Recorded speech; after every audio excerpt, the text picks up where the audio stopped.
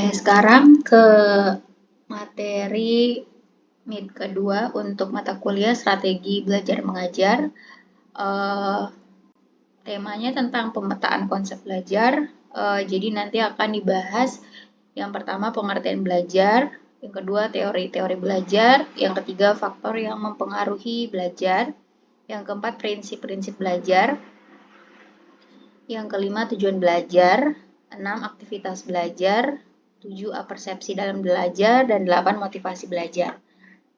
Oke, sekarang kita ke pengertian belajar, ciri-ciri, jenis-jenis, dan tujuan ya.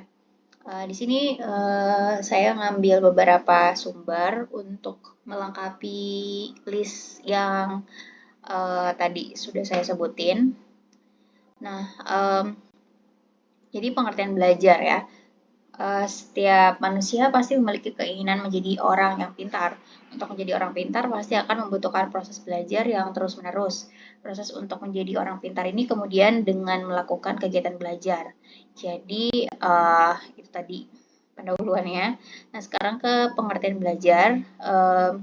Yang dimaksud dengan belajar ini adalah sebuah proses, suatu proses atau upaya atau kegiatan atau usaha ya yang dilakukan oleh setiap individu untuk mendapatkan perubahan tingkah laku baik dalam bentuk pengetahuan, keterampilan, dan sikap dan nilai positif sebagai suatu pengalaman dari berbagai materi yang telah dipelajari. Selain itu, definisi belajar juga dapat diartikan sebagai segala aktivitas psikis yang kemudian dilakukan oleh setiap individu sehingga tingkah lakunya berbeda antara sebelum dan sesudah belajar. Perubahan tingkah laku ini dapat terjadi karena adanya pengalaman baru, memiliki kepandaian atau ilmu setelah belajar, serta aktivitas berlatih.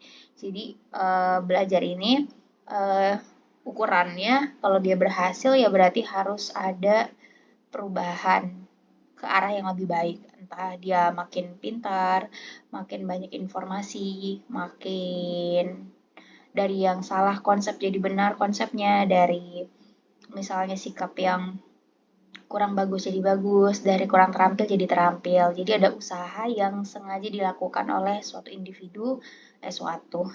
individu untuk bisa mendapatkan goal belajarnya. Ya, goal belajarnya pasti masing-masing orang beda-beda. Ya, ukuran belajar yang berhasil adalah pasti bisa mencapai target belajar. Nah, arti belajar sendiri adalah suatu proses perubahan kepribadian seseorang di mana perubahan ini terjadi dalam bentuk peningkatan kualitas perilaku, seperti diantaranya pada peningkatan pengetahuan, keterampilan, daya pikir, pemahaman, sikap, serta dalam berbagai kemampuan lainnya. Jadi, adanya perubahan ya yang sesuai dengan tujuan belajarnya. Nah, dalam Kamus Besar Bahasa Indonesia atau KBBI, belajar adalah berusaha memperoleh kepandaian atau ilmu. Ya. Selain itu, menurut KBBI juga belajar adalah berubah tingkah laku atau tanggapan yang disebabkan oleh pengalaman. Jadi pasti adanya usaha atau proses yang dilakukan oleh suatu individu itu, akhirnya nanti kan si orang yang terlibat dalam proses belajar itu kan dia mengalami ya, dia melakukan sendiri, mengalami, mendapatkan sesuatu ya. Nah, dari mendapatkan sesuatu itu, dari mengalami sesuatu itu, tentunya sesedikit mungkin pasti ada yang berbekas ya, entah itu di ingatannya dia atau di memori dia atau sesuatu itu bisa membuat dia itu latihan gitu sehingga yang belum bisa jadi bisa, yang belum terampil jadi terampil, yang belum pintar jadi pintar, dan yang belum baik jadi baik gitu. Nah, pengertian belajar menurut para ahli. Menurut M. Sobri Sutikno, belajar ini adalah suatu proses usaha yang dilakukan oleh seseorang dalam mendapatkan suatu perubahan yang kemudian baru sebagai hasil pengalamannya sendiri dalam interaksi dengan lingkungannya. Dalam hal ini, perubahan merupakan sesuatu yang dilakukan secara sadar atau disengaja, serta bertujuan untuk memperoleh sesuatu yang lebih baik dari sebelumnya. Gitu ya. Jadi hampir mirip lah ya tadi definisinya. Menurut Tursan Hakim, belajar ini adalah proses perubahan di dalam kepribadian manusia yang ditujukan dalam bentuk peningkatan kualitas serta kuantitas tingkah laku seperti diantaranya pada peningkatan kecakapan, pengetahuan, sikap, kebiasaan, pemahaman, keterampilan, daya pikir, serta berbagai kemampuan lainnya. Menurut Skinner, belajar ini adalah sebuah proses adaptasi ya atau penyesuaian tingkah laku yang berlaku secara progresif. Jadi perubahan di sini tuh ya bisa dikatakan sebagai adaptasi ya. Jadi perubahan di sini tuh ya macam-macam gitu, entah dari segi pola pikir, dari segi kognitifnya, dari segi sikapnya, dan dari segi keahlian atau keterampilannya. Siti Morgan mengatakan bahwa belajar ini adalah sebuah perubahan lagi ya, yang sama gitu ya, yang kemudian relatif dalam menetapkan tingkah laku sebagai akibat ataupun asli dari pengalaman yang telah lalu. Jadi adanya kayak misalnya perubahan tingkah laku atau perubahan persepsi ataupun perubahan apalagi ya, perubahan keadaan dari belum ahli jadi ahli gitu ya. Jadi ada perbandingan antara sebelum dan sesudah. Dan harapannya perubahannya itu jadi positif gitu ya. Jadi ada peningkatan kualitas dan kuantitas. Nah, Hilgard dan Bauer belajar itu adalah suatu perubahan tingkah laku seseorang terhadap suatu situasi tertentu yang kemudian disebabkan oleh pengalamannya yang berulang-ulang dalam situasi tersebut. Jadi, ada orang yang belajar itu cepat tangkap dan ada juga yang harus diulang-ulang atau ada yang harus di ada yang membutuhkan waktu lama, ada yang membutuhkan waktu cepat. Jadi tergantung dari kemampuan si orang tersebut gitu ya. Nah, ciri-ciri belajar. Ciri-ciri belajar yang pertama durasi atau waktu. Ciri-ciri belajar yang pertama adalah adanya durasi atau waktu dalam kegiatan belajar. Waktu dari belajar itu sendiri bisa dibilang tidak sebentar. Dengan kata lain membutuhkan proses agar bisa mengetahui hasil dari belajar. Jadi sebenarnya belajar itu tuh bukan sesuatu yang singkat ya, sesuatu itu kayak yang satu kali terjadi terus habis itu selesai. Karena belajar itu sendiri sebenarnya kan kayak berprogres ya, berproses dan berulang-ulang atau kayak bertahap ataupun kayak berlanjut gitu. Jadi misalnya mempelajari satu konsep satu ini tuh misalnya membutuhkan waktu berapa lama. Nah, setelah dia menyelesaikan konsep tersebut gitu ya, di level misalnya 1, maka dia belum bisa dikatakan berhasil. Untuk misalnya dari semua level gitu ya, jadi dari level 1 misalnya sampai level berapa gitu ya, kesulitan untuk memahami konsep itu. Nah, jadi kan dia harus bisa memperdalam levelnya gitu ya, jadi semakin tinggi levelnya, maka semakin sulit gitu, semakin butuh analisa yang tinggi. Nah, kalau misalnya dia udah selesai konsep itu, maka konsep itu tuh juga belum dikatakan berhasil atau selesai karena konsep ini tuh bisa jadi akan dipakai untuk memahami atau mempelajari konsep baru gitu. Jadi kayak belajar itu tuh nggak ada batas waktu atau nggak ada sesuatu masa yang dia itu bisa dikatakan kayak selesai begitu aja gitu ya. Nah, terus yang kedua, mengandung interaksi sosial. Dengan adanya proses belajar, maka akan menciptakan interaksi sosial. Hal ini bukan tanpa alasan karena ketika belajar pastinya seseorang tidak melakukannya sendiri. Nah, jadi belajar ini tuh ya kalau misalnya kayak di kelas kan siswa itu tidak bisa belajar sendiri ya. Ya, of course dia belajar sendiri bisa gitu. Misalnya dalam waktu dia kayak lagi istirahat kah atau misalnya lagi nunggu guru kah gitu. Tapi dia sekolah itu ya utamanya kan bisa belajar bareng-bareng dengan teman-temannya, belajar dari guru, belajar dari teman-temannya, merefleksikan itu gitu ya, apa yang dia pahami dan mungkin saja kayak ada perubahan perubahan dari segi banyaknya informasi setelah dia belajar di kelas gitu ya secara klasikal. Jadi belajar itu bukan sekedar dia memperbanyak materi yang dimasukkan ke otak, tapi belajar itu juga butuh keterlibatan orang lain gitu, butuh keterlibatan manusia lain yang mereka di saat yang bersamaan juga belajar ya. Nah, nomor 3 adanya perubahan tingkah laku. Ciri-ciri belajar berikutnya adalah adanya perubahan tingkah laku dari seseorang. Jadi, perubahan kalau dari segi ya yang biasanya itu dipakai adalah perubahan dari segi psikomotor atau keterampilan, dari segi afektif atau sikap, dan dari segi kognitif atau kecerdasan dan lain-lain. Nah, perubahan itu sendiri tuh ya ada yang bersifat permanen dan ada yang bersifat sementara. Ya tergantung ya. Misalnya ada siswa yang atau ada seseorang yang dia itu mendapatkan kayak materi kah atau keterampilan kah atau kayak pemahaman tentang sikap ya. Terus dia pahami dan itu bisa dipakai gitu ya untuk misalnya kehidupan sehari-hari.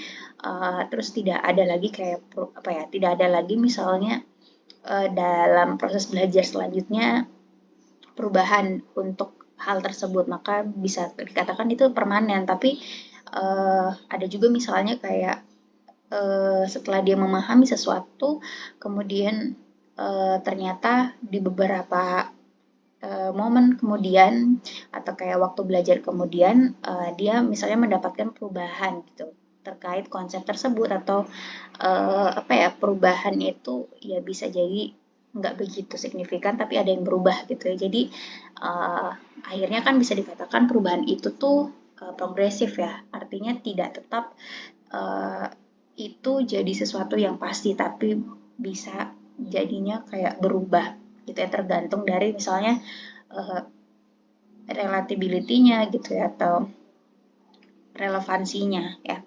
Oke. Nah, lanjut ke jenis-jenis belajar. Jenis-jenis belajar, dalam proses belajar mengajar dikenal juga adanya bermacam-macam kegiatan yang kemudian memiliki corak yang berbeda antara satu dengan yang lainnya, baik dalam aspek materi dan metodenya maupun dalam aspek tujuan dan perubahan tingkah laku yang diharapkan. Keanekaragaman jenis belajar ini sendiri muncul dalam dunia pendidikan sejalan dengan kebutuhan kehidupan manusia yang juga sangat beragam. Yang pertama, belajar abstrak. Belajar abstrak adalah proses belajar yang menggunakan cara-cara berpikir abstrak. Tujuannya adalah memperoleh pemahaman serta pemecahan masalah yang tak nyata.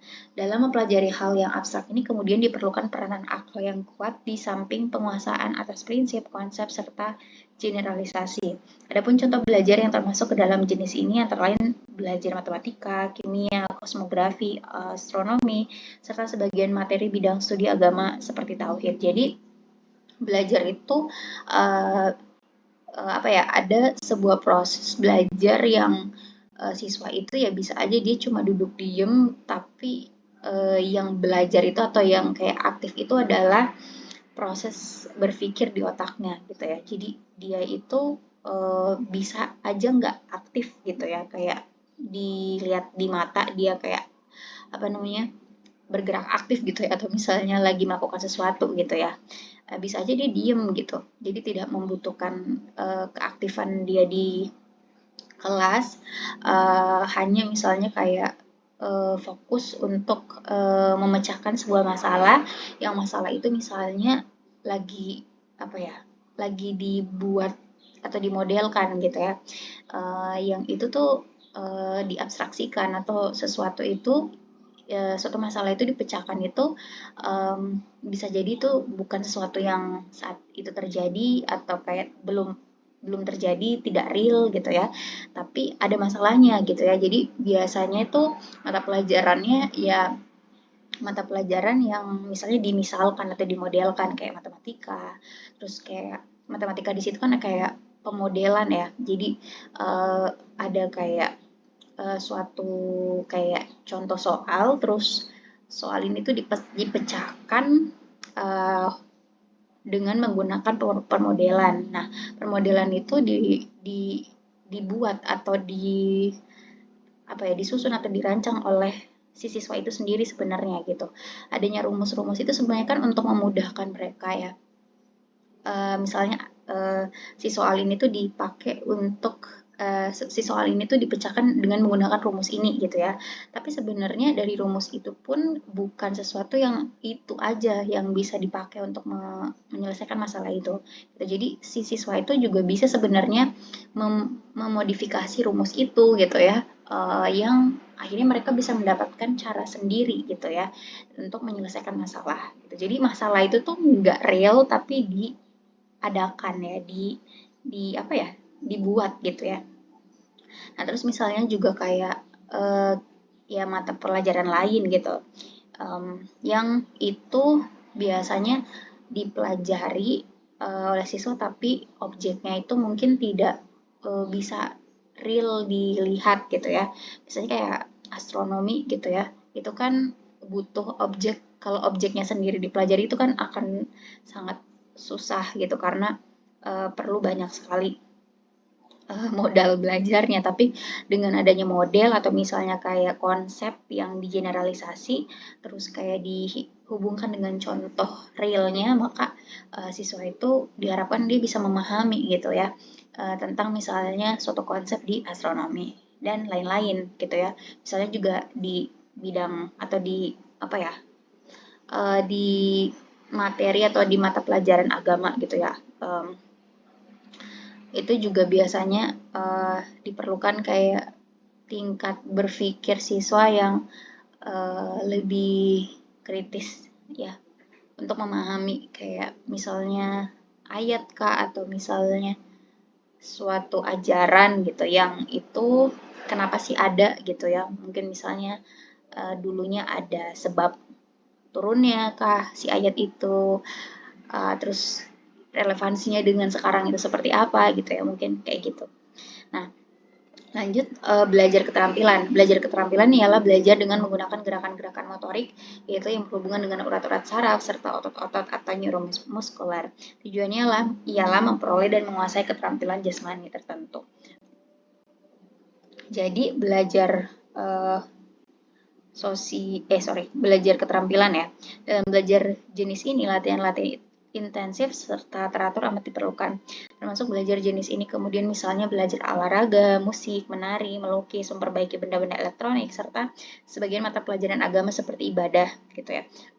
Jadi tadi kan dia ada yang belajarnya itu dia cuma bisa aja kayak nggak butuh model gerak gitu ya, belajar abstrak. Tapi belajar keterampilan ini tuh adalah suatu pembelajaran yang dilakukan oleh siswa itu dengan dia aktif bergerak, karena dengan dia aktif bergerak dan dia misalnya meniru misalnya prinsip atau proses atau metode, dia harapannya bisa memahami dengan lebih mudah gitu. Kalau misalnya dipelajari hanya dihafal misalnya cara-caranya kah atau kayak prosesnya, itu pasti tidak diingat karena ya tidak ada pengalaman aktifnya gitu ya. Jadi kayak yang berhubungan dengan kayak tadi materi olahraga gitu ya. Terus misalnya kayak untuk terampil di bidang kesenian kah atau misalnya juga di bidang IPA sendiri kan perlu gitu ya siswa itu tahu misalnya metode ilmiah itu tuh bukan sekedar untuk dihafal aja gitu cara-caranya, tetapi harus dilatih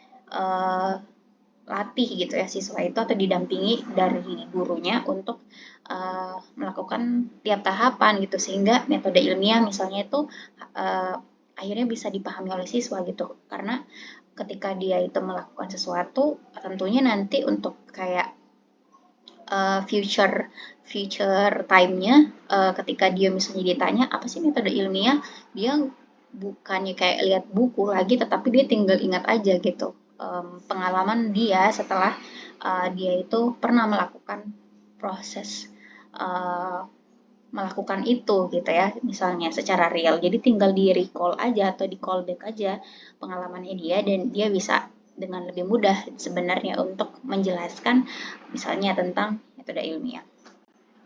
Nah, terus yang ketiga belajar sosial. Belajar sosial pada dasarnya ialah belajar memahami masalah-masalah serta teknik-teknik untuk memecahkan masalah tersebut.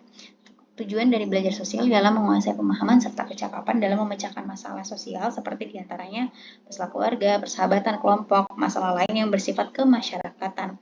Belajar sosial juga bertujuan mengatur dorongan nafsu pribadi demi kepentingan bersama serta memberi peluang kepada orang lain atau kelompok lain untuk memenuhi kebutuhannya secara berimbang serta proporsional gitu ya. Bidang-bidang studi yang termasuk bahan pelajaran sosial antara lain pelajaran agama serta pendidikan moral. Nah, jadi kalau belajar sosial ini tuh bagaimana caranya siswa ini tuh bisa misalnya mengkalkulasi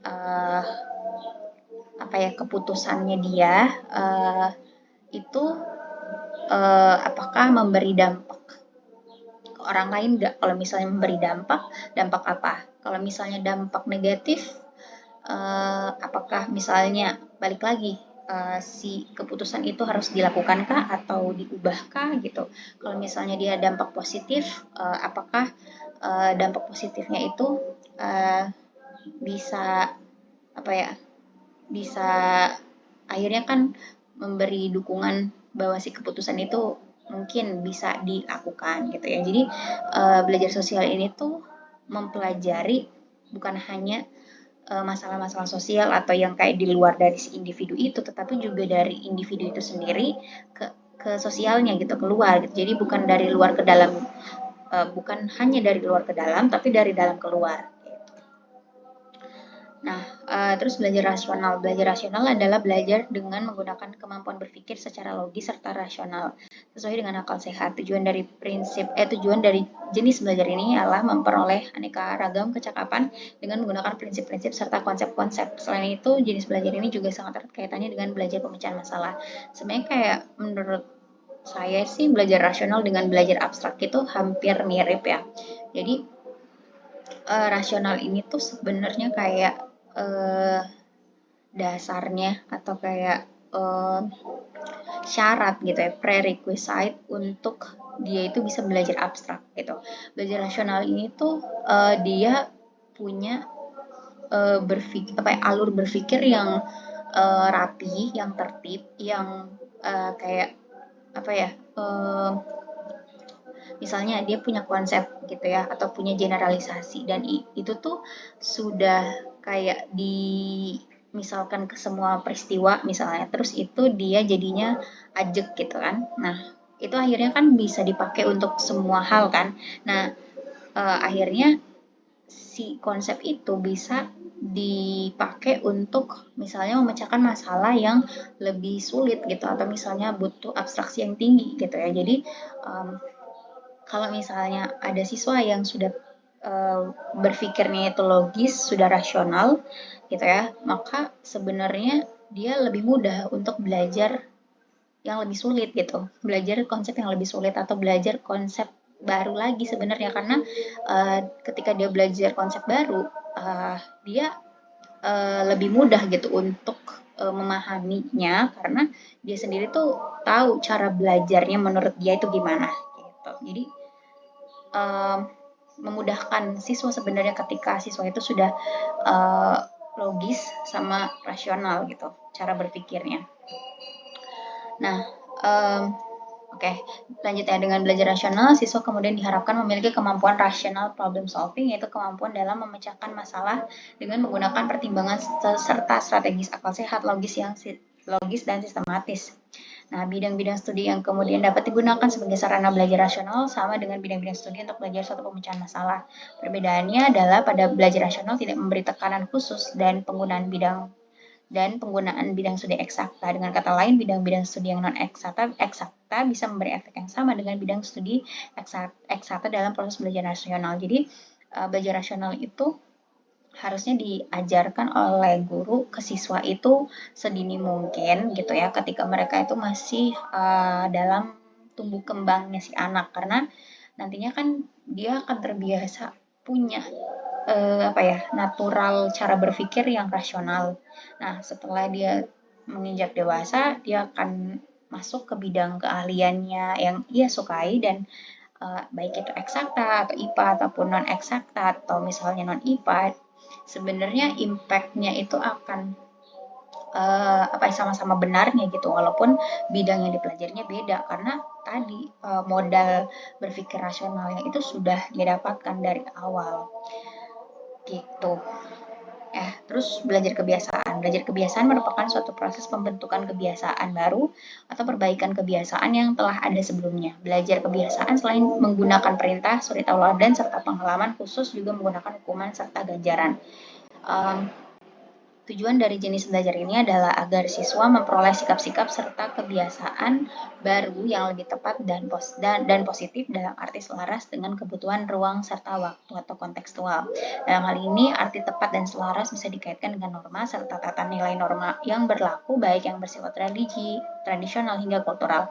Jadi belajar kebiasaan ini tuh seperti memberikan contoh kah gitu ya. Jadi bukan hanya sekedar guru itu memberi memberi omongan-omongan yang harus dituruti siswa lah ya gitu. Siswa harus menuruti omongannya guru, tetapi gurunya sendiri misalnya nggak memberikan contoh. Nah itu juga menurut saya kurang efektif gitu ya untuk memberikan si belajar kebiasaan ini ke siswa dengan baik, karena siswa itu kan bukan hanya omongan guru saja, tetapi sebenarnya harus gurunya sendiri juga bertindak gitu.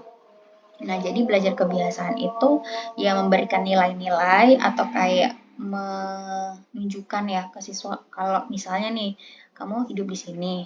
Nah, hidup di sini tuh punya norma sendiri loh gitu, punya norma sendiri, punya apa yang nggak boleh dilakukan, apa yang harus dilakukan misalnya gitu ya. Kemudian apa konsekuensinya gitu ya, itu gitu. Jadi biar siswa itu berbudaya gitu, atau siswa itu bisa jadi anggota masyarakat yang dia juga mengikuti nilai-nilai yang sudah diberlakukan di sana gitu. Jadi enggak ignoran jadinya. Nah, lanjut belajar apresiasi. Belajar apresiasi adalah proses belajar mempertimbangkan atau judgement arti penting ataupun nilai suatu objek. Tujuannya adalah agar siswa memperoleh dan mengembangkan kecakapan ranah rasa, affective skill, yaitu kemampuan dalam menghargai secara tepat mengenai suatu nilai objek tertentu. Misalnya pada apresiasi sastra, musik, dan lain sebagainya. Bidang-bidang studi yang dapat menunjang tercapainya tujuan belajar apresiasi diantaranya adalah pada bahasa dan sastra, prakarya, serta kesenian. Selain itu juga dalam bidang agama bisa menggunakan jenis belajar apresiasi, misalnya hafal kitab gitu ya. Jadi belajar apresiasi ini tuh menurut saya penting untuk zaman sekarang karena sangat langka sekarang untuk orang-orang itu menghargai orang lain ya, menghargai perbedaan, menghargai sesuatu yang baru itu langsung dijudge negatif gitu tanpa tahu misalnya keberadaan hal baru itu tuh kenapa. Terus konsekuensinya misalnya kayak kalaupun ada dampaknya ya sesuatu yang baru itu tuh apa gitu dampaknya gitu ya. Jadi orang sekarang buru-buru untuk menilai sesuatu gitu ya. Padahal sebenarnya untuk menilai sesuatu itu sulit gitu, butuh proses lama prosesnya. Untuk menilai sesuatu itu ya sesuatu itu harus dipahami dulu. Nah, untuk memahami sesuatu itu ya kan perlu pemahaman tentang sesuatu itu gitu ya. Perlu pengetahuan gitu, perlu expertise lah ya istilahnya. Jadi nggak sembarang memahami sesuatu tanpa dia sendiri tuh nggak punya kecakapan untuk menilai itu atau memahami itu gitu ya. Jadi dengan belajar apresiasi menurut saya sih siswa itu harapannya sih ya sebenarnya mereka bisa jadi orang yang punya kayak waktu jeda sebelum menilai sesuatu gitu ya. Jadi jedanya itu adalah proses dia untuk menelaah sebelum dinilai buru-buru sebenarnya benda ini, objek ini atau kayak apapun gitu ya.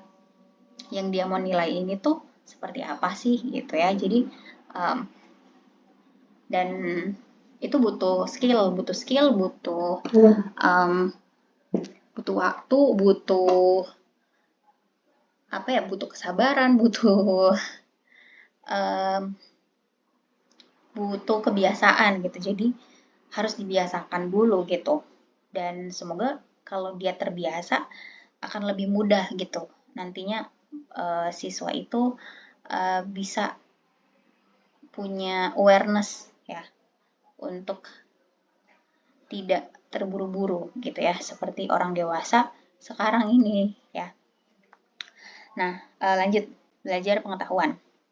Belajar pengetahuan atau studi adalah proses belajar dengan cara melakukan penyelidikan mendalam mengenai suatu objek pengetahuan tertentu. Studi ini juga dapat diartikan sebagai sebuah program belajar terencana untuk dapat menguasai materi pelajaran dengan cara melibatkan kegiatan investigasi serta eksperimen. Jadi belajar pengetahuan ini yang sekarang ya, kalau di Indonesia ya dominasinya belajar pengetahuan ya. Kalau di sekolah siswa itu ya harus tahu materinya apa yang dia pelajari, bab ini ngomongin apa, bab ini ngomongin apa gitu. Jadi ya butuh proses untuk siswa itu paham gitu ya materi tertentu dengan dia mengikuti gitu ya program belajar yang sudah direncanakan oleh guru seperti apa. Nah, lanjut ke tujuan belajar. Jadi, tujuan belajar ini sebenarnya kan secara umum tergantung yang belajar ini tuh tujuan awalnya tuh apa ya. Pasti belajar definisi, maksudnya tujuan belajar tiap orang itu beda-beda pastinya gitu ya. Ada yang mungkin dia fokusnya untuk meningkatkan kecerdasan, kemudian mungkin ada yang pengen terampil di bidang sesuatu, terus misalnya dia pengen misalnya membuat kebiasaan baru gitu atau hal lainnya ya. Nah, di sini secara umum ada 3 tujuan belajar. Ya tadi, yang pertama untuk memperoleh pengetahuan. Hasil dari kegiatan belajar ini dapat ditandai dengan meningkatnya kemampuan berpikir. Ya. Jadi selain kamu berpikir pengetahuan baru, proses belajar juga akan membuat kemampuan berpikir menjadi lebih baik.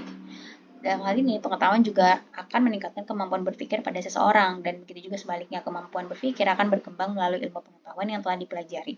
Dengan kata lain, pengetahuan serta kemampuan berpikir menjadi hal yang tidak dapat dipisahkan. Jadi, ilmu pengetahuan yang dipelajari oleh seseorang itu akan meningkatkan kemampuan berpikirnya dia. Nah, kalau kemampuan berpikirnya dia meningkat, maka untuk dia mempelajari ilmu pengetahuan yang lebih advance misalnya atau yang lain gitu ya, maka dia lebih mudah lagi gitu. Jadi kayak beriringan ya. Nah, nomor 2, menanamkan konsep dan keterampilan. Menanamkan keterampilan yang dimiliki setiap individu dengan melalui proses belajar. Penanaman konsep ini sangat membutuhkan keterampilan, baik itu keterampilan jasmani ataupun rohani, dan dalam hal ini keterampilan jasmani adalah suatu kemampuan individu dalam penampilan dan gerakan yang dapat diamati. Keterampilan ini sendiri berhubungan dengan hal teknis atau pengulangan, sedangkan keterampilan rohani cenderung lebih kompleks lagi karena bersifat lebih abstrak. Keterampilan ini berhubungan dengan penghayatan, dengan cara berpikir, serta kreativitas dalam menyelesaikan masalah ataupun membuat suatu konsep. Jadi, untuk dia bisa misalnya terampil ya di bidang tertentu, maka biasanya orang tersebut perlu melakukan pengulangan, karena semakin diulang maka semakin natural ya, apa yang dia ingin kuasai. Terus ada juga misalnya keterampilan yang itu non fisik gitu. Jadi keterampilan ini keterampilan juga, tetapi yang dipakai untuk dia bisa terampil adalah dengan dia itu fokus atau menghayati atau apa ya, fokusnya tuh ke cara berpikirnya gitu. Jadi yang diasah, yang ingin dikuasai itu tuh lebih ke cara berpikir, lebih ke pola pikirnya gitu. Tadi yang fisik, kalau yang ini non fisik. Nah, yang ketiga membentuk sikap. Kegiatan belajar juga dapat membentuk sikap seseorang. Dalam hal ini, pembentukan sikap mental para peserta didik akan sangat berhubungan dengan penanaman nilai-nilai sehingga membutuhkan kesadaran di dalam diri seseorang. Dalam proses menumbuhkan sikap mental, perilaku, serta pribadi anak didik, seorang guru juga harus melakukan pendekatan yang bijak serta hati-hati. Guru harus dapat memberi contoh bagi anak didik dan memiliki kecakapan dan memberikan motivasi, serta mengarahkan siswa itu untuk berpikir gitu. Jadi untuk bisa membentuk suatu sikap di diri siswa, maka tidak hanya lewat perintah, larangan, kemudian kekerasan, atau menjatuhkan mental siswa gitu ya. Sekarang guru harus punya kreativitas bagaimana caranya siswa itu bisa mau melakukan sikap yang dimaui oleh guru. Misalnya dengan guru itu melakukannya sendiri gitu ya. Guru itu pengen siswa melakukan sikap yang seperti ini, punya sikap seperti ini, maka ya harusnya guru itu sudah punya sikap yang seperti itu juga gitu. Karena guru itu digugu dan ditiru gitu ya. Jadi siswa itu adalah orang yang paling ahli untuk meniru gitu orang dewasa gitu ya. Dan orang dewasa di sini adalah guru. Jadi kalau semakin bagus attitude guru, sebenarnya tanpa begitu dipaksa secara verbal ke siswa, si siswa sendiri tuh akan dengan sendirinya mau mencontohi atau meniru, mengimitasi apa yang dilakukan guru gitu. Oke, mungkin itu dulu untuk part 1 ya. Jadi ini